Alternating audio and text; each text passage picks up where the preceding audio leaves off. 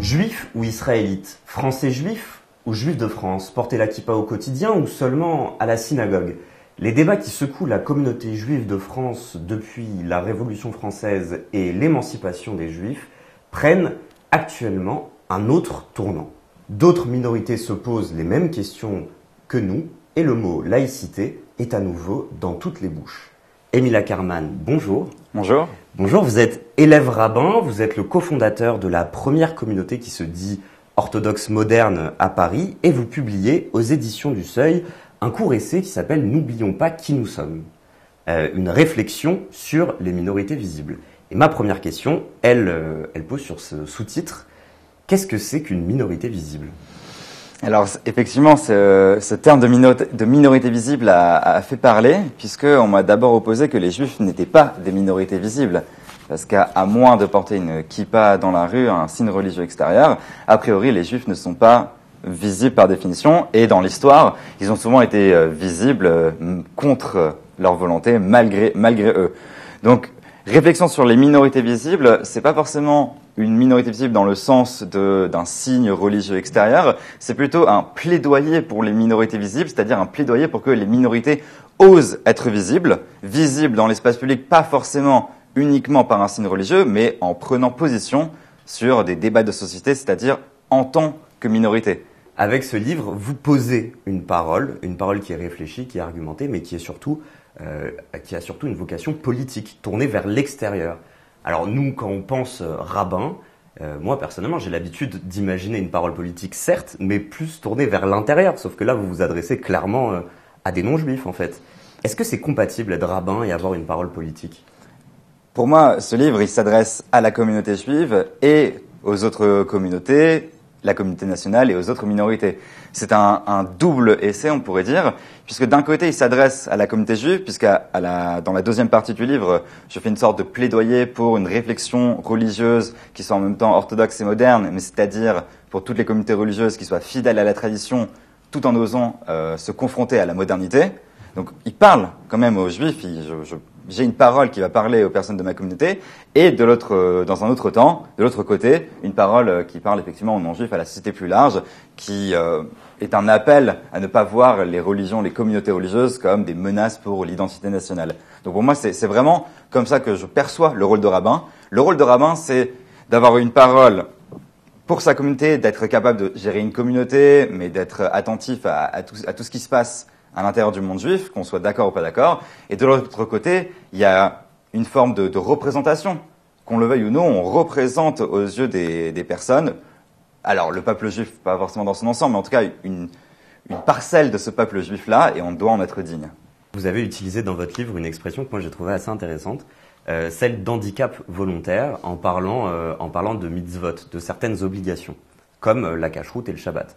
Et en fait, ces mitzvot-là, j'ai l'impression qu'elles ont été créées justement pour nous empêcher d'être trop ouverts.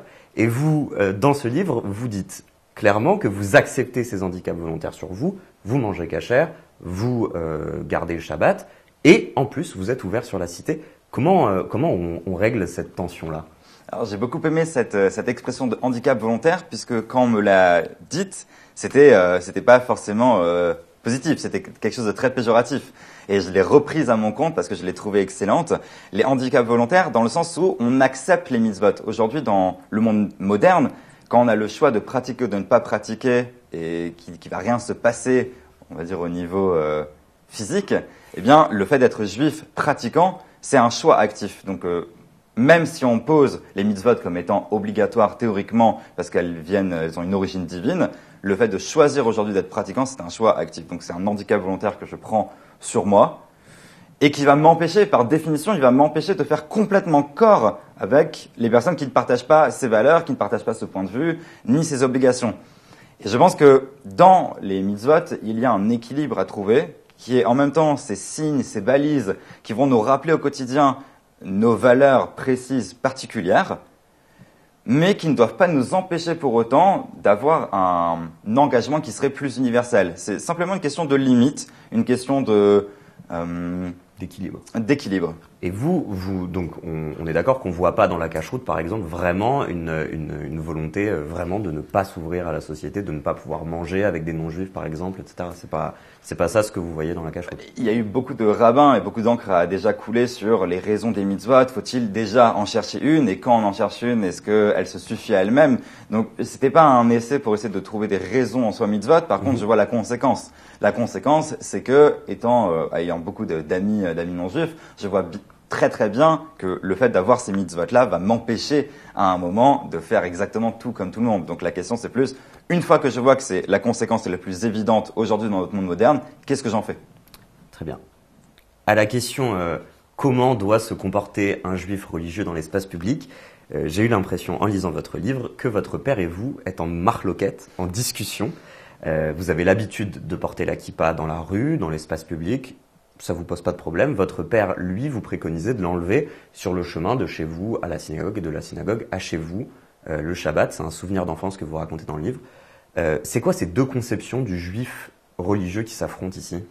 Alors déjà, voilà, je rappelle, mon père et moi j'ai été éduqué par mon père dans cet amour de la discussion. Et donc c'est un tout petit désaccord que j'ai parmi tout ce qui m'a transmis, bien sûr, que je chéris profondément et qui se retrouve dans le livre.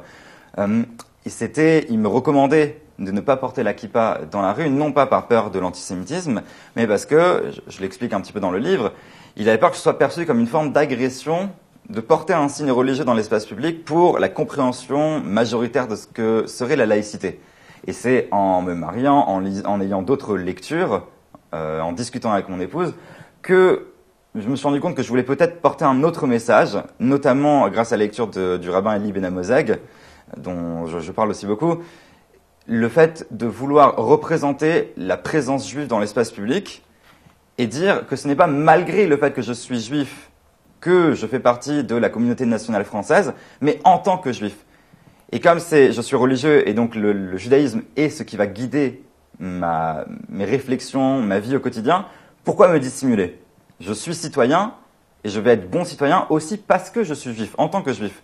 Donc revendiquer par la kippa cette place dans l'espace public, pour moi, c'était une forme de revendication qui était nécessaire aujourd'hui parce qu'il y a une crispation autour des religions.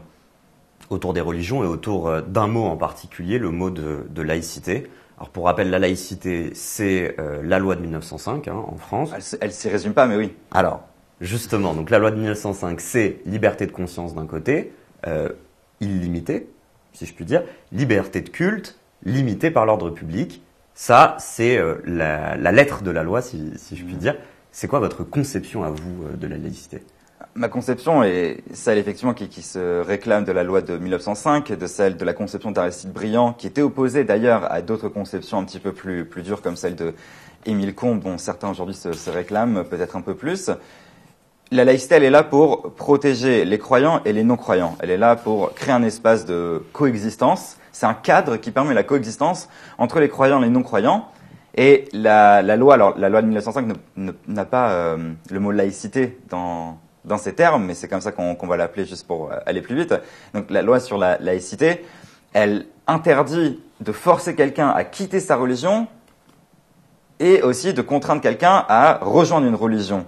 Donc dans les deux cas, on est là pour sauvegarder la liberté de conscience dans la liberté de conscience.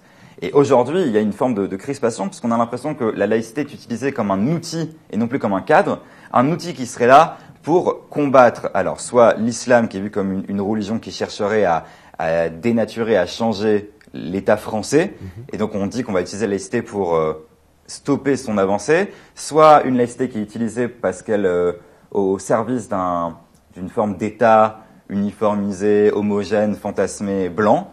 Et moi, j'aimerais m'opposer à cette façon-là de voir la laïcité. Je pense que la laïcité, elle est là, et elle est très bien comme elle est, il ne faut pas la changer.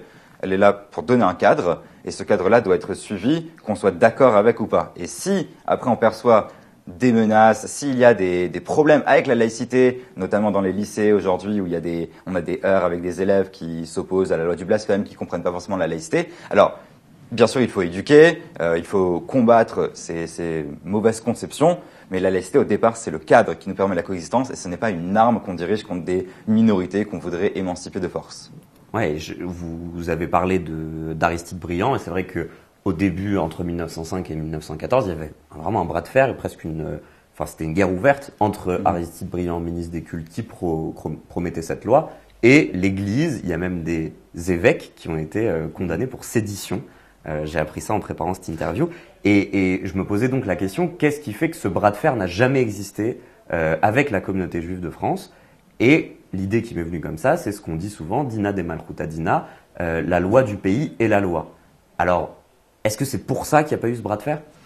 Je pense que l'histoire entre l'Église catholique et l'État français, elle est très très spécifique. Ça s'est fait de manière très violente, effectivement. C'est pas pour autant qu'aujourd'hui la laïcité devrait continuer à être violente. Si on peut la vivre d'une manière apaisée, autant la vivre de manière apaisée. Mais effectivement, il y avait une violence, notamment parce que l'Église catholique avait la main mise et cherchait à avoir encore plus de pouvoir, notamment sur l'éducation des enfants, sur ce qu'on pouvait dire et ne pas dire. C'est-à-dire qu'il y avait un trop grand pouvoir de l'Église catholique et il a fallu combattre cette Église qui ne voulait pas lâcher son pouvoir. Et c'est pour ça qu'il y a eu une bataille. Les Juifs n'ont jamais cherché à prendre le pouvoir en France et n'ont jamais cherché à avoir la main mise sur l'éducation, etc.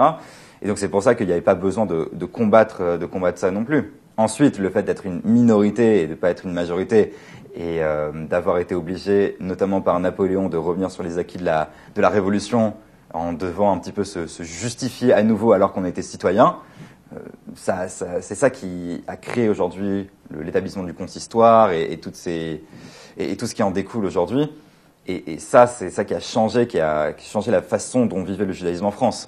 Donc on n'a pas du tout eu besoin de combattre le judaïsme puisqu'on l'a déjà enfermé, entre guillemets, dans le consistoire. Le principe donc Dina de Malchuta Dina, qui est un principe talmudique dont je parle aussi, qui veut dire la loi du pays, notre loi, c'est discuter, son interprétation est discutée parmi les rabbins. Ça va soit donc d'une version très large qui voudrait dire en général, tant qu'elle s'oppose pas à la Torah, la loi du pays, notre loi, soit c'est interprété par certains rabbins comme étant simplement sur les lois monétaires. Donc je ne peux pas faire dire de manière posée que Dina de Malchuta Dina serait la justification pour laquelle il faudrait respecter la laïcité. On peut faire cet argument-là. Par contre, je pense qu'en général, la laïcité, elle est très très bonne pour les Juifs en France et qu'il faut qu'elle soit respectée en tant qu'on est français. Même pas forcément en tant qu'on est Juif, mais en tant qu'on est français, qu'on respecte la loi de la République, parce qu'on y est attaché. Vous affirmez votre particularisme en public, vous portez votre kippa, vous le dites, vous vous considérez parfois comme une minorité visible. Et s'il existe une sorte de tension entre votre particularisme et l'universel, j'ai eu l'impression en lisant que c'était une tension que vous chérissez, que vous aimez bien en fait finalement cette tension.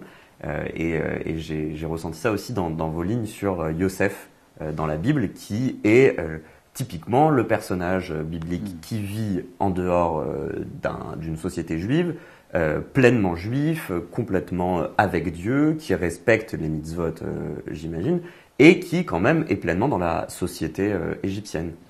Oui, l'exemple de Joseph est extrêmement intéressant à mes yeux, puisque il va changer de nom, on va lui donner de nouveaux habits, il va se marier avec une fille de prêtre païen, selon le texte de la Bible, même si certains midrashim en font, et en font finalement la fille de Dina. Et donc, pour moi, il illustre très très bien la tension qu'il y a entre cette volonté de se réclamer de Dieu, puisqu'il n'a que le nom de Dieu à la bouche, quand il va parler des pouvoirs qu'il a d'interprétation des rêves, mais une complète, presque quasi-assimilation à son pays. Et il représente bien la tension. Cette tension-là, pour moi, c'est de là que jaillit le sens, des tensions. Si on est complètement enfermé dans sa vision religieuse et qu'on pense qu'on n'a rien à tirer du monde extérieur, entre guillemets, eh bien, il n'y a pas de tension, il n'y a pas de sens. On vit dans un cercle fermé. Et il y a quelque chose de l'ordre de la Torah qui, pour moi, est perdu, qui est dénaturé. Puisque si notre religion, elle n'a rien à dire sur notre monde actuel, c'est finalement qu'elle n'aurait pas à dire grand-chose d'intéressant. Alors que non, elle a quelque chose à dire d'intéressant. Notre religion, notre Torah, qui est d'origine divine et qui donc porte des messages éternels, elle a toujours quelque chose à dire sur le monde qui nous entoure. Et donc, il faut à un moment qu'il y ait des portes ou des fenêtres qui s'ouvrent. Et de l'autre côté, si on est complètement assimilé et qu'on oublie finalement ce qui fait de nous ce peuple juif, etc., pour moi, on perd aussi quelque chose. On perd cette vision de la tension qui va nous rattraper à une tradition plurimillénaire et qui nous permet de la mettre en confrontation avec les nouveaux idées aujourd'hui du progrès, du modernisme, etc. Alors j'entends, mais est-ce que cette idée de tension qui est bonne finalement, qui est productive, est-ce qu'on peut la refuser? Être juif, pratiquant, français, toutes ces choses à la fois pleinement, sans subir cette tension qui est compliquée, qui peut ne pas être voulue par certains juifs de France. Pour moi, par définition, la tension, elle est vécue parce qu'on vit dans une république, on est minoritaire. Donc la tension, elle est là, qu'on le veuille ou non. La question, c'est plutôt qu'est-ce qu'on en fait. On peut refuser d'en faire quelque chose, mais à mes yeux, on y perd. Et on peut accepter qu'elle est là et essayer de trouver dans nos textes le sens qu'on peut lui en donner. Et c'est voilà, ma modeste contribution par ce livre-là, c'est d'essayer de proposer un début de réponse sur ce qu'on peut faire de cette tension. Et ce qu'on peut faire de cette tension, selon vous, c'est donc affirmer notre particularisme pour faire jaillir cette tension et en faire jaillir du bien, qui parfois donc permet ou encourage les autres particularismes. C'est ce que vous dites dans le livre. Comment cela se fait-il ? J'ai l'impression qu'une société qui accepte en son sein ces multiples particularismes, en fait, sera capable d'en faire une force. C'est-à-dire qu'aujourd'hui, on a l'impression que si on n'a pas une rue complètement homogène, si on n'a pas des gens qui pensent exactement pareil ou qui en tout cas n'affirment pas leurs différences, alors c'est ça qui va sauvegarder l'unité française. Et voilà, Dieu préserve que des personnes ne soient pas d'accord et l'expriment haut et fort. Le fait que ce soit tabou pour moi, qu'il y ait une crispation autour de ce fait religieux précis, si on le laisse continuer comme ça peut donner lieu à des vrais problèmes de société qui seront beaucoup plus larges. Donc pour moi, un particularisme religieux ici, qui est visible, va encourager l'autre à exprimer ses valeurs, etc. Et on va être dans une vraie société qui accepte de manière plurielle toutes ces différences, sans jamais remettre en question le terme donc d'unité, de cohésion nationale. Dans ce particularisme juif que vous revendiquez, il y a une dimension qui est centrale, très importante, qui est celle de l'exil pour les juifs. Les juifs se considèrent en exil, en tout cas les juifs religieux se considèrent en exil tant que le troisième temple n'est pas reconstruit. Et vous l'abordez notamment dans le chapitre Ne jamais arriver à destination. Vous semblez dire que la conception juive de l'exil a une conséquence sur notre positionnement dans la société. Et vous parlez d'ailleurs de la France, moi c'est comme ça que je l'ai ressenti, comme d'un pays d'accueil. Et votre histoire à vous, que vous racontez dans le début du livre, c'est une histoire d'une famille juive alsacienne qui est en France depuis plusieurs générations. Donc ma question, pour finir, elle est simple. Jusqu'à quand on va se sentir accueilli en France ? C'est très intéressant comme question. Je pense que ce que je dis dans le livre, c'est que même les Juifs qui aujourd'hui sont en Israël devraient se sentir en terre d'accueil. Dans le sens où l'exil, c'est une conception presque métaphysique, c'est une condition du Juif qui n'est pas forcément en rapport avec le pays dans lequel il se trouve, mais c'est une condition, c'est le fait de ne pas arriver à destination, dans le sens de ne jamais penser que la perfection est là, qu'il n'y a plus rien à changer dans ce monde. Et donc cette condition-là, quand on l'applique à un citoyen français, c'est le fait de dire j'ai toujours une forme de distance avec le pays, avec le concept du pays, parce que je sais qu'il n'est pas parfait. Comme j'ai une distance avec ma conception de moi-même, la conception de ma religion, je sais qu'on n'a pas atteint le stade de la perfection éthique, la perfection morale, la perfection religieuse. Il y a toujours un petit espace à combler, un petit espace de progrès, et cette condition exilique, elle nous permet de toujours avoir en tête cette petit espace de progrès qui nous permet d'avancer. Donc c'est pour ça que ça va être la première réponse. C'est pour ça que je considère la France comme un pays d'accueil, comme je considérerais aujourd'hui, tant qu'il n'y a pas le troisième temple, Israël comme un pays d'accueil, puisque on n'est pas arrivé, on n'est pas encore à destination. Et la deuxième réponse sera aussi qu'il faut pas c'est pas parce qu'on est patriote, qu'on est républicain, qu'il faut oublier l'histoire. Ça veut dire c'est quand même la France aujourd'hui a quand même joué vraiment un grand rôle dans la Shoah, l'extermination des Juifs, tous les pays européens. Il y a beaucoup de choses à reprocher aux pays européens. Donc même en étant patriote, très patriote, très républicain, il faut garder en tant que Juif, c'est pas forcément mauvais de garder en tant que Juif une petite distance avec l'État en général, parce que l'État, ce qui est légal n'est pas forcément légitime, n'est pas forcément moral, on l'a vu. Donc garder une forme de distance, être à 99,9% très patriote, très fier de la France, tout en gardant ce 0,1% de distance en se disant tout ce que fait l'État n'est pas forcément légitime, n'est pas forcément bon, et donc il faut que je garde mon esprit critique vis-à-vis de l'État, parce que je l'aime justement et que je suis capable de le critiquer et de se dire qu'il y a toujours cet espace d'amélioration possible. Merci Émile Ackermann. Je rappelle le titre de votre livre, N'oublions pas qui nous sommes, publié au Seuil, Réflexions sur les minorités visibles. Merci à vous et à bientôt pour une prochaine interview sur Academ.